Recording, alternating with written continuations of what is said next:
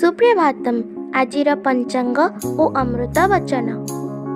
सुप्रभातम्। अद्य दिवसस्य पञ्चाङ्गम्। अद्य श्री श्वेतवराहकल्पस्य वैवस्वतमन्वन्तरः द्वितीयपरार्धः उत्तरायणः वसन्तऋतुः फाल्गुनमासस्य शुक्लपक्षद्वितीया तिथिः सौरवासरश्च चुकाप्त षड्विंशत्यधिक-एकपञ्चाशत्शतं विक्रमसंवत् 81-द्विसहस्रं मार्च् मासस्य प्रथमा तारिका। अद्य दिवसः सर्वेषां कृते मङ्गलमयं भवतु इति विभुपदारविन्दयोः विनम्रप्रार्थना।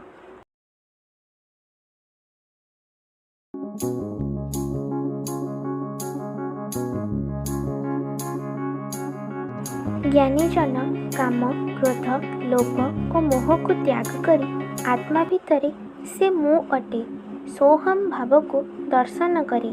କିନ୍ତୁ ଆତ୍ମଜ୍ଞାନ ନ ପାଇଥିବା ମୂର୍ଖ ଲୋକମାନେ ନରକରେ ପଡ଼ି ଯନ୍ତ୍ରଣା ଭୋଗ କରିଥାନ୍ତି।